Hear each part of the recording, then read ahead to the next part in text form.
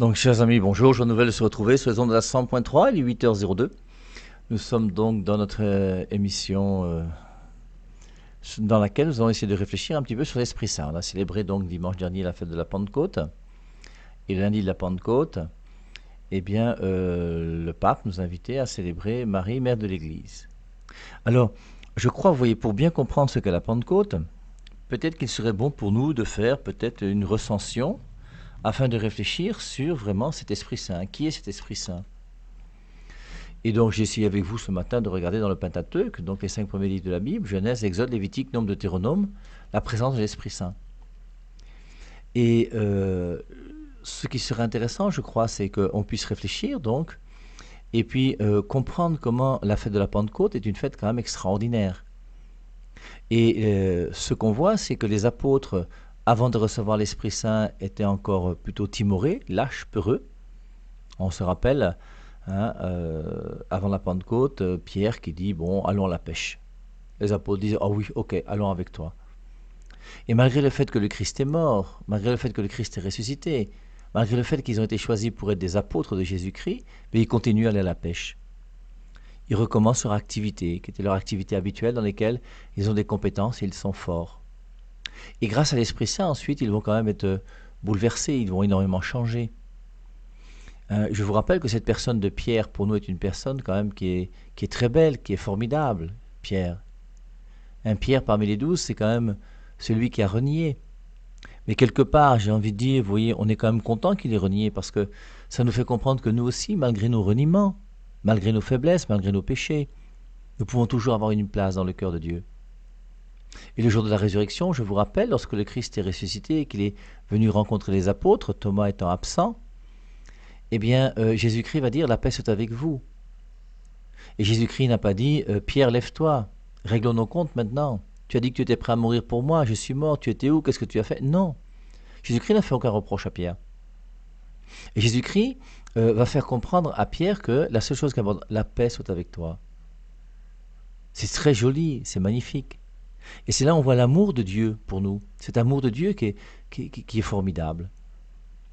Donc on comprend que Pierre va être pardonné par Dieu d'une manière gratuite. Et forcément, il en sera bouleversé et ému, ça ne veut pas être autrement. Et donc, notre ami Pierre, c'est celui qui aussi va, au moment de la Pentecôte, lorsqu'il va recevoir l'Esprit Saint, c'est lui qui va parler. Alors, je vous rappelle que s'il parle dans Actes chapitre 2, hein, à la Pentecôte et qu'il prend la parole, c'est pas parce qu'il prêche le mieux, c'est parce que c'est lui qui a autorité dans l'Église. Hein.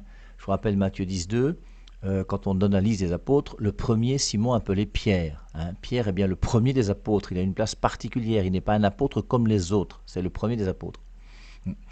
Et donc c'est lui qui va prêcher. Et ensuite, qu'est-ce qu'il va faire? Guérison du paralytique à la belle porte, avec Jean. Grâce à ce miracle-là, on va les arrêter, on va les chicoter, on va les punir. Et Pierre aura un zèle extraordinaire, c'est que Pierre aura le courage maintenant de dire aux gens, hein, le Jésus-Christ que nous, en qui nous croyons, ce Jésus-Christ par qui ce miracle a été fait, c'est le Jésus-Christ que vous avez condamné. Et il dit ça aux grands prêtres qui ont condamné Jésus, et il n'a pas peur. Et c'est magnifique de voir que Pierre, une fois que l'Esprit Saint l'a pris, il est complètement transformé. Alors, moi j'ai toujours, dès que je parle de l'Esprit Saint, un verset qui me vient en tête, que j'ai du mal à comprendre jusqu'à aujourd'hui, c'est Jean chapitre 7. Et ce passage, hein, Jean chapitre 7, verset 37, le dernier jour, le grand jour de la fête, Jésus debout s'écria, « Si quelqu'un a soif, qu'il vienne à moi et qu'il boive. Celui qui croit en moi, des fleuves d'eau vive couleront de son sein, comme dit l'Écriture. » Jean chapitre 7, verset 39. Il dit cela de l'Esprit qu'allaient recevoir ceux qui croiraient en lui, car l'Esprit n'était pas encore donné, parce que Jésus n'avait pas encore été glorifié. Et ma question, c'est que veut dire ce passage? Et c'est pourtant Jésus, hein, qui crie. Le dernier jour, le grand jour de la fête, Jésus debout s'écria. Il est debout, avec toute l'autorité qui est la sienne. Si quelqu'un a soif, qu'il vienne à moi et qu'il boive. C'est très joli. Nous tous qui avons soif d'amour, le véritable amour va se trouver en Jésus-Christ. Hein. Celui qui croit en moi, des fleuves d'eau vive couleront de son sein, comme dit l'Écriture. Il dit cela de l'Esprit qu'allaient recevoir ceux qui croiraient en lui. Il ne parle pas de l'Esprit qui a été reçu avant, non. Et il dit cela de l'Esprit qu'allaient recevoir ceux qui croiraient en lui, car l'Esprit n'était pas encore donné parce que Jésus n'avait pas encore été glorifié. Et après la glorification de Jésus, la montée de Jésus-Christ au ciel et sa glorification auprès du Père, il y a une nouvelle manière d'agir de l'Esprit Saint. Pour ceux qui connaissent bien l'Apocalypse, je vous rappelle l'Apocalypse chapitre 4, l'Esprit Saint, c'est des éclairs, des voix, des tonnerres qui sortent du trône. Et on voit tout au long de l'Apocalypse qu'après les éclairs, les voix, les tonnerres vont impliquer un tremblement de terre. Les éclairs, les voix, les tonnerres, donc l'Esprit Saint implique un tremblement de terre plus une forte grêle. Et on voit comment l'Esprit Saint agit de manière de plus en plus grande à l'intérieur même de l'Église. Et même pour nous, je pense qu'il y a une distinction à faire entre l'Esprit Saint de l'Ancien Testament et l'Esprit Saint du Nouveau Testament, après la glorification de Jésus-Christ, où l'Esprit Saint est donné d'une manière particulière. Et je crois que c'est ce que nous vivons avec l'histoire de la Pentecôte. Et apparemment, il n'y avait pas de Pentecôte dans l'Ancien Testament. Même si on connaît dans le livre des Nombres ce passage où Moïse va être heureux de pouvoir avoir des collaborateurs qui seront 70, à qui l'Esprit va être donné. Alors je crois que le premier passage où on fait allusion habituellement à l'Esprit Saint dans la Bible, c'est Genèse, je crois, le chapitre 1.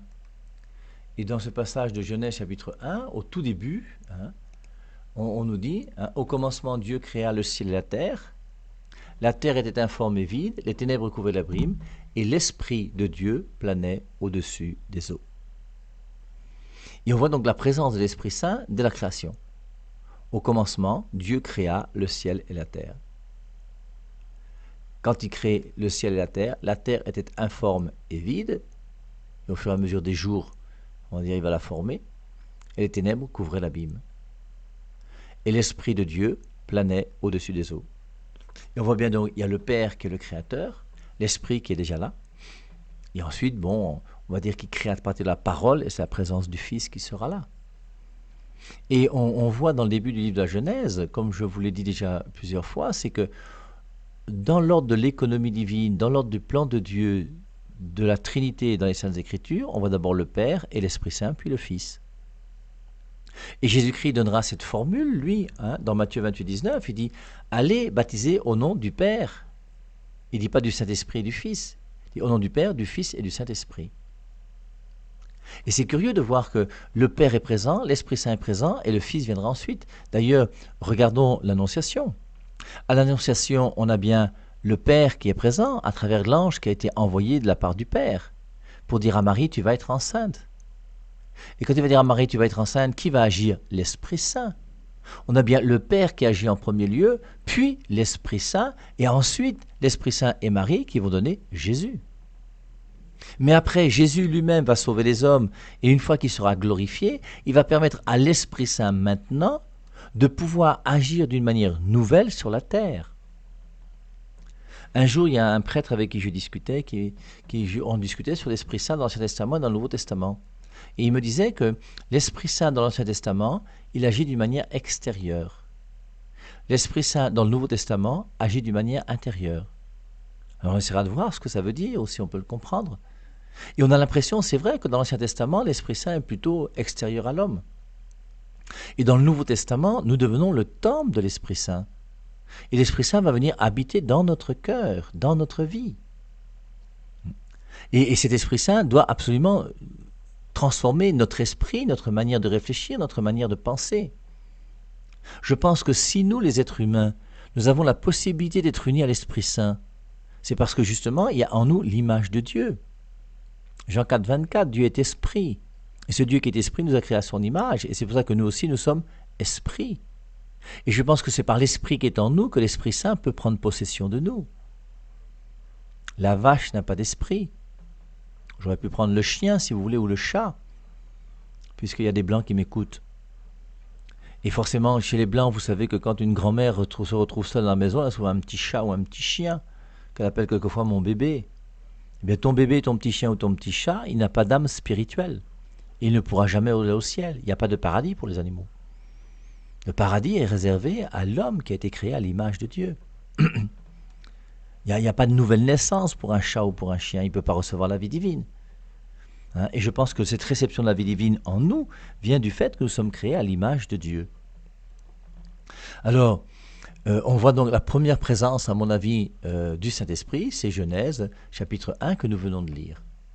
Ensuite, on verra donc, dans le livre de la Genèse, j'ai retrouvé l'Esprit, en parlant de ce personnage extraordinaire qu'on connaît très bien et qu'on aime beaucoup, qui s'appelle Joseph. Joseph qui a été vendu par ses frères. Et ce Joseph qui a été vendu par ses frères, alors vous connaissez bien l'histoire, non? Ses frères étaient jaloux. Hein, ils l'ont vendu à donc une caravane qui passait. Et il s'est retrouvé donc chez un homme qui s'appelle Putiphar. Chez Putiphar, comme dès que Joseph est là, c'est la bénédiction, c'est tout va bien parce que c'est quelqu'un qui est rempli d'Esprit Saint. Et donc Putiphar va décider de lui faire une confiance totale et absolue. Il va lui donner tout pouvoir dans sa maison. C'est lui qui gère les biens de Putiphar, il les gère bien. Hein, et à un moment, c'est la femme de Putiphar qui va commencer à avoir un regard de convoitise sur Joseph et elle va vouloir coucher avec lui. Et Joseph va refuser. Et comme cette femme a été un petit peu blessée, eh bien, elle a trouvé un stratagème dans lequel un jour, elle a invité Joseph à venir. Lorsque Joseph est venu, eh bien, elle a crié au viol, pour faire croire que Joseph voulait la violer. Et donc, à ce moment-là, on a pris Putiphar, n'a pas essayé de réfléchir pour savoir ce qu'était la vérité, et il a mis donc Joseph en prison. Et c'est Joseph qui sera en prison, il va rester pendant un certain temps. En prison, comme toujours, ça marche très bien. Le gardien de prison lui fait une confiance totale et absolue, on lui donne beaucoup de responsabilités dans cette prison. Et puis, il y a deux hommes qui sont proches du pharaon, qui seront mis en prison. Hein. Et puis, ces deux hommes, ils vont faire un songe. Et Joseph va donc dire le songe de ces deux personnages. Et il va dire, toi, dans 3 jours, tu seras mort. Toi, dans 3 jours, tu seras libéré et tu retourneras auprès de Pharaon. Il dit même à cet homme, là, quand tu seras auprès de Pharaon, dis à Pharaon quand même qu'il y a quelqu'un qui est en prison, là, qui est innocent. Moi, je suis là pour rien. Et lorsque 3 jours plus tard, il y en a un qui a été pendu et qui est mort, l'autre il s'est retrouvé en grâce auprès de Pharaon. Et il a oublié forcément le petit Joseph qui était en prison. Mais quelque temps plus tard, le Pharaon lui-même a un songe. Dieu, quand il est déterminé, il sait ce qu'il veut, il sait ce qu'il cherche. Et donc maintenant que Pharaon va faire un songe, il va faire même un double songe, avec les épis gras et les vaches grasses, et puis à partir de ce double songe, il va demander à ces gens de pouvoir l'interpréter. Personne ne peut l'interpréter, et c'est là où ce monsieur se rappelle que j'étais en prison, et il y a un gars qui s'appelle Joseph qui avait interprété mon songe. On le fait sortir de prison, il va interpréter le songe de Pharaon, et puis Pharaon va trouver qu'il est très sage, et donc c'est lui qu'il va choisir donc pour être son bras droit. Je vous lis Genèse chapitre 41, versets 37 et 38. Le discours plut à Pharaon et à tous ses officiers. Et Pharaon dit à ses officiers, trouverons-nous un homme comme celui-ci en qui soit l'Esprit de Dieu? Et maintenant qu'il a retrouvé donc en Joseph l'Esprit de Dieu, c'est lui qu'il va choisir donc pour être son bras droit et gouverner son pays. Alors vous savez tout ce qui va se passer ensuite, les 7 années de vaches grasses et 7 années de vaches maigres, comment il va faire revenir toute sa famille, voilà. Mais c'est une très très jolie histoire, n'hésitez pas à relire, je crois que c'est à partir du chapitre 37 dans le livre de la Genèse, c'est un passage qui est vraiment très très très très beau. Donc on voit comment l'Esprit Saint, donc, il est là au moment de la création, on le voit encore là présent avec l'histoire de Joseph. Et on va voir aussi une sorte de Pentecôte quelque part, puisque dans le livre de l'Exode, ainsi que dans le livre des Nombres, chapitre 11, on verra que Moïse, qui est le juge du peuple d'Israël, alors le peuple d'Israël, je vous rappelle, c'est 600 000 hommes de 20 ans et plus capables de porter les armes. Il y a sans doute aussi 600 000 femmes, et si chaque couple a 2 enfants, je vous dis, ça fait quand même 2,4 millions de personnes. Donc ce n'est pas un peuple comme ça, au hasard, c'est quand même déjà une grosse ville et beaucoup de monde. Et c'est lui normalement qui s'occupe donc de diriger ce peuple, et au bout d'un moment, il va être dépassé, et Dieu va lui suggérer, son beau-père le fera aussi d'ailleurs, lui suggérer de pouvoir prendre des hommes sages qui pourront juger avec lui le peuple. Tous les cas difficiles, on lui enverra, et tous les cas qui sont simples, ils pourront juger ça sans lui. Alors je vous lis, Nombres chapitre 11. Tout ce peuple vient me trouver pour me dire, donne-nous de la viande, nous voulons en manger. Mais où trouverai-je de la viande pour leur en donner? Je ne puis à moi seul porter tout ce peuple, il est trop lourd pour moi. Si c'est ainsi que tu veux me traiter, tue-moi plutôt, je t'en prie. Tu me feras une grâce et je ne me verrai plus dans le malheur. » On voit comment Moïse se plaint du peuple. Ce peuple-là qui porte sur ses épaules, c'est quand même compliqué pour lui. Alors Yahvé va l'aider. L'amitié entre Yahvé et Moïse qui est très belle. Yahvé répondit à Moïse, « Rassemble-moi 70 des anciens d'Israël, des hommes dont tu sais qu'ils sont des anciens et des scribes de leur peuple, et amène-les à la tente du rendez-vous, qu'ils se tiennent là à tes côtés. Je descendrai et je parlerai avec toi, puis je prendrai de mon esprit qui repose sur toi, et je le mettrai sur eux. Avec toi, ils porteront la charge du peuple, tu ne seras plus seul à la porter. Tu diras au peuple, sanctifiez-vous pour demain, vous mangerez de la viande, puisque vous êtes venus pleurer aux oreilles de Yahvé. Vous avez bien dit, qui nous donnera de la viande à manger? Nous étions si bien en Égypte.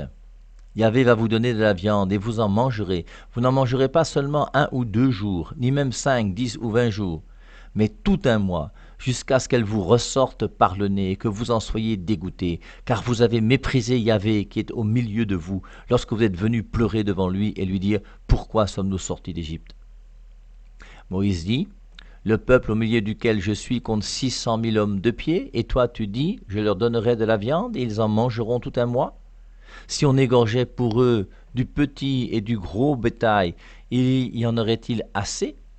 Si on amassait pour eux tous les poissons de la mer, cela suffirait-il? Yahvé dit à Moïse, la main de Yahvé est-elle trop courte? Maintenant tu vas voir si ma parole se réalise ou non. Et on voit que même Moïse n'est pas toujours très clair. Moïse sortit et rapporta au peuple les paroles de Yahvé. Il rassembla 70 hommes, pris parmi les anciens du peuple, ils se tenaient debout autour de la tente. Alors Yahvé descendit dans la nuée et parla, puis il prit de l'esprit qui était sur Moïse, on peut dire l'esprit qui était sur Moïse, on ne parle pas de l'esprit qui était en Moïse, et en mit sur les 70 hommes, sur les anciens. Lorsque l'esprit se reposa sur eux, ils prophétisèrent, mais ensuite ils ne le firent plus. 2 hommes étaient restés dans le camp. Le premier s'appelait Eldad, le second Médad. L'esprit vint reposer sur eux. On voit bien que Dieu n'est pas lié uniquement à donner sa grâce selon des rites que nous on voudrait.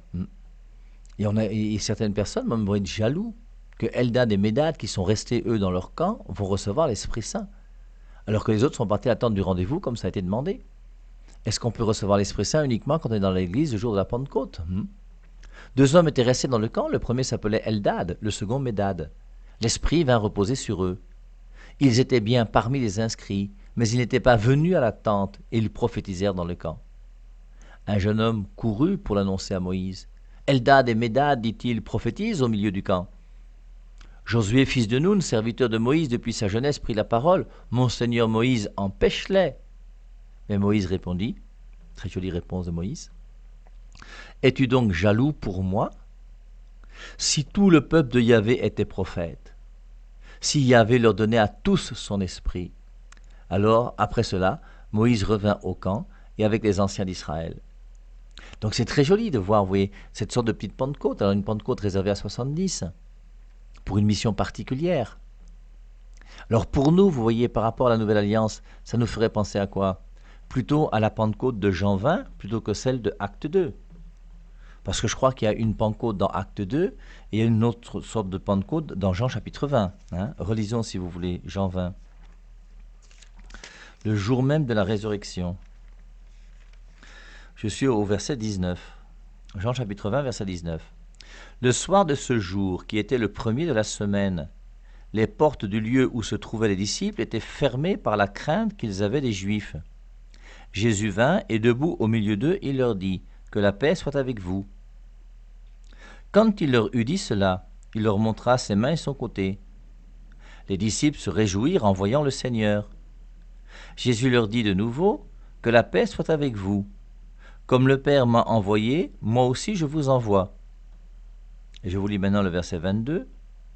Après ces paroles, il souffla sur eux et leur dit « Recevez l'Esprit Saint. » Et il y a une Pentecôte particulière, uniquement réservée aux 12. qui est liée, on a l'impression, comme dans l'Ancien Testament avec le 110, à une mission spéciale qui est donnée. Et de même que l'Ancien Testament, l'Esprit va venir sur 70 personnes pour un ministère particulier pour aider Moïse, on a les apôtres qui reçoivent un ministère particulier à partir de cette petite Pentecôte de Jean 20, où il dit, après ces paroles, il souffla sur eux et leur dit, recevez l'Esprit Saint.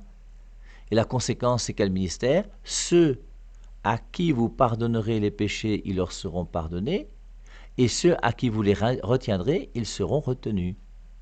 Et on voit qu'à travers ces petites Pentecôtes de Jean chapitre 20, eh bien, c'est Dieu qui donne un ministère particulier aux apôtres pour que les apôtres soient capables de pouvoir remettre les péchés. Je vous rappelle, et c'est important aujourd'hui parce que je crois que nous sommes peut-être une des seules églises au monde à respecter ce verset de Jean chapitre 20, verset 23. Tous nos petits frères des nouvelles églises qui sont nés hier et avant-hier, je ne sais pas comment ils comprennent ce verset, mais pourtant Jésus-Christ a été clair. Et c'est le jour de la résurrection que Jésus-Christ donne aux apôtres le pouvoir de remettre les péchés. Et on le comprend, parce que si Jésus-Christ est mort et ressuscité, c'est justement pour que nos péchés soient remis. Donc on comprend que le jour où il rencontre les apôtres, il leur donne cette mission particulière, puisque l'Église continue la mission de Jésus-Christ. Et la mission qu'il leur donne, il leur dit, c'est important ce verset de Jean 20, 23. Donc je vous lis d'abord Jean 20, 22. Après ces paroles, il souffla sur eux et leur dit, recevez l'Esprit Saint. Ceux à qui vous pardonnerez les péchés, ils leur seront pardonnés, et ceux à qui vous les retiendrez, ils leur seront retenus. Alors, Jean 20, il y a acte 2. Et est-ce que Jean 20 n'est pas identique à Nombre chapitre 11, où on voit donc Dieu qui va donner de l'esprit de Moïse à ces 70 personnes pour qu'elles puissent aider Moïse à pouvoir gouverner le peuple et permettre d'avoir un jugement qui soit honnête et vrai.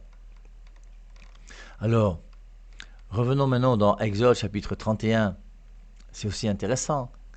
Yahvé parla à Moïse et lui dit, « Vois, j'ai désigné nommément Bessaleel, fils de Ouri, fils de Our, de la tribu de Juda. Je l'ai comblé de l'esprit de Dieu. » Et Dieu va donner son esprit d'une manière particulière. Je l'ai comblé de l'esprit de Dieu en habileté, intelligence et savoir pour toutes sortes d'ouvrages, pour concevoir des projets et les exécuter en or, en argent et en bronze, pour tailler les pierres à enchâsser, pour tailler le bois et pour exécuter toutes sortes d'ouvrages. Voici que je lui joins Oholiab. Et on voit comment Dieu va donner une part de son esprit à ses artisans. Ces artisans qui sont des artistes. Je vous rappelle que Dieu n'a jamais interdit l'art. C'est pour ça que Exode 24, dans lequel on comprend que Dieu a dit « Tu ne te feras pas d'image taillée », les images taillées dont on parle n'ont rien à voir avec des œuvres d'art. Les images taillées dont on parle sont des images taillées qui représentent des faux dieux, ce qu'on appelle des idoles. Mais Dieu a voulu qu'il y ait des artisans, qui soient des artistes, qui soient habités de son esprit, pour permettre de pouvoir faire un temple qui soit beau. Et Dieu a voulu que son temple soit beau, qu'il y ait des œuvres d'art qui soient belles, qu'il y ait des images qui soient créées et faites par des artistes pour le bien de son temple. C'est la même chose dans Exode chapitre 35, versets 31-33. Il l'a comblé de l'esprit de Dieu, d'habileté, d'intelligence et de savoir pour toutes sortes d'ouvrages, pour concevoir les projets, les exécuter en or, en argent et en bronze, pour tailler les pierres enchâssées, pour tailler le bois et pour exécuter toutes sortes d'œuvres d'art. Donc, et on trouve encore l'esprit qui apparaît alors, dans le livre des Nombres avec l'histoire de Balaam. Il y a un roi qui s'appelle Balak. Ce roi qui s'appelle Balak veut détruire l'armée d'Israël. Et pour ça, il fait venir un prophète qui s'appelle le prophète Balaam. Et au moment où Balaam doit maudire le peuple, l'Esprit de Dieu va faire qu'il va plutôt bénir. Nombre chapitre 24, verset 1 et suivant. Balaam vit alors que Yahvé trouvait bon de bénir Israël. Il n'alla pas comme les autres fois à la recherche de présages, mais il se tourna face au désert. Levant les yeux, Balaam vit Israël établi par tribu. L'Esprit de Dieu vint sur lui et il prononça son poème. Et c'est l'Esprit de Dieu qui fait que Balaam va donc bénir le peuple d'Israël plutôt que de le maudire. Donc, On retrouve donc ces différents passages, donc, hein, et on va voir ensuite, dans le livre des Nombres, comment l'Esprit va être donné aussi à celui qui va succéder à Moïse. Je suis dans Nombres chapitre 27, hein, on réfléchit, je vous rappelle toujours, sur l'Esprit Saint, hein, pour essayer de mieux comprendre la Pentecôte. Yahvé dit à Moïse, monte sur cette montagne de la chaîne de Abarim, et regarde le pays que j'ai donné aux Israélites. Lorsque tu l'auras regardé, tu seras réuni au tien comme Aaron ton frère. Il lui annonce qu'il va mourir aussi comme Aaron. Car vous avez été rebelles dans le désert de Sin, lorsque la communauté me chercha querelle, quand je vous commandais de manifester devant elle ma sainteté par l'eau, ce qu'on appelle les eaux de Mériba. Moïse parla à Moïse et dit, ok, moi je ne vais pas traverser le Jourdain pour entrer dans la terre promise, j'ai des gamets aux eaux de Mériba, je vais mourir sans aller dans la terre promise, mais après ton histoire là tu vas la commencer, tu vas continuer comment? Et c'est pour ça que Moïse parla à Yahvé. Je vous dis, quand vous relisez le Pentateuque, relisez tous les passages où vous voyez Yahvé parle à Moïse, Moïse parle à Yahvé. Et tu sens vraiment que ce sont des amis qui causent ensemble. Mais c'est important pour que pour nous soit la même chose dans notre relation avec Jésus-Christ. Moïse parla à Yahvé et dit que Yahvé, Dieu des esprits, qui anime toute chair, établit sur cette communauté un homme qui sorte et rentre à leur tête, qu'il les fasse sortir et rentrer, pour que la communauté de Yahvé ne soit pas comme un troupeau sans pasteur. C'est très joli. Parce qu'on voit quelque part, vous voyez, comment le ministère déjà s'établit en Israël, comme il va s'établir pour nous les chrétiens, avec les apôtres que Dieu va choisir, à qui il va donner ce ministère particulier. Et on voit comment Moïse lui-même ne veut pas que le troupeau soit sans pasteur. Jean 10, 11, Jésus-Christ dit « Je suis le bon pasteur ». Et dans Jean 21, 15, qu'est-ce qu'il dit? Il dit à Pierre « Sois le berger de mon troupeau ». Et de même que Josué va succéder à Moïse, hein, Pierre, alors comprenez bien, va succéder à Jésus. Alors pas que Pierre prend la place de Jésus-Christ, Pierre n'est pas le sauveur, il n'est pas Dieu. Mais Dieu va donner une charge particulière à Pierre, qui est la charge que Jésus-Christ avait comme pasteur. Je suis le bon pasteur, il y a un seul bon pasteur, c'est Jésus. Et maintenant que Jésus-Christ qui est le bon pasteur, il ne peut pas permettre que ses brebis soient perdues, et pour qu'elles ne soient pas perdues, il va instaurer quelqu'un qui va seconder Jésus-Christ comme pasteur. Hein, je vous rappelle Jean 21, 15, m'aimes-tu? Jésus-Christ va poser 3 fois la question à Pierre, m'aimes-tu? Et il va lui dire, sois le berger de mon troupeau. Donc, on pourrait revenir puisqu'on a commencé avec Pierre. Pourquoi est-ce que Jésus-Christ va lui dire 3 fois? Jean 21, 15, Pierre, m'aimes-tu? La première fois, Pierre répond, oui, je t'aime, sois le berger de mon troupeau. Un petit peu plus tard, Jésus-Christ reprend, Pierre, m'aimes-tu? Il dit toujours, oui, Jésus, je t'aime, sois le berger de mon troupeau. Un petit peu plus tard, Jésus reprend, Pierre, m'aimes-tu? Et si j'avais été Pierre, moi, j'aurais dit à Jésus, si tu t'es pas lavé les oreilles le matin, c'est pas mon problème. Mais je ne veux pas commencer à me dire toute ma vie que je t'aime, je t'aime, je t'aime. Tu as un manque affectif, tu as un problème, c'est quoi? Et Pierre n'a pas fait ça. Parce qu'il sait que lorsque Jésus-Christ lui pose pour la 3e fois la question m'aimes-tu, il sait que le chiffre 3 là, ça lui passe en travers de la gorge, puisqu'il se rappelle, avant que le coq ne chante, tu me renieras 3 fois. Et Pierre avait dit, impossible Jésus, si tu savais comme je t'aime, je suis prêt à mourir pour toi. Plein de bonne volonté, Pierre. Mais il a compris que il avait dit qu'il était capable de mourir pour Jésus, mais il n'a pas été suffisamment fort. Et c'est pour ça que la 3e fois où Jésus-Christ lui dit, Pierre, m'aimes-tu? Il n'entend pas le coq qui chante, mais il se rappelle cette histoire. Il lui dit, tu sais tout, tu sais que je t'aime. Et c'est pour ça, donc, c'est Dieu qui doit prendre la première place, et c'est dans notre confiance avec Dieu que nous pourrons être solides et forts. Alors Moïse dit à Yahvé, prends un pasteur, quelqu'un qui va guider ton troupeau. C'est le conseil que Moïse donne à Dieu.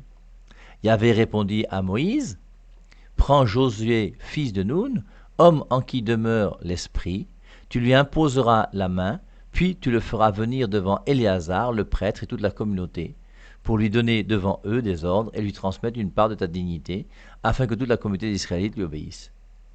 Homme en qui demeure l'esprit, Josué, fils de Nun. Alors voilà ce qu'on peut dire sur la présence de cet esprit qu'on appelle l'Esprit Saint dans le livre du Pentateuque. On continuera à faire une petite recherche de l'Esprit Saint dans l'Ancien Testament, et puis on essaiera de comprendre ensuite l'Esprit Saint dans le Nouveau Testament. forcément, on fera la distinction aussi qu'il faut déjà commencer à faire entre les dons et les charismes. Je vous rappelle que les dons du Saint-Esprit sont absolument nécessaires pour notre sanctification. Il y en a 7, sagesse, intelligence, science, conseil, crainte, force, piété. Et qu'il faut absolument distinguer de quelque chose qu'on appelle encore les dons, mais qui sont des dons charismatiques. Il y a les 7 dons du Saint-Esprit qui sont nécessaires à la sanctification de tous. Et il y a les manifestations de l'Esprit Saint qu'on appelle les charismes qui ne sont pas nécessaires à notre sanctification. Alors on verra tout ça. On relira aussi 1 Corinthiens 12, bien sûr.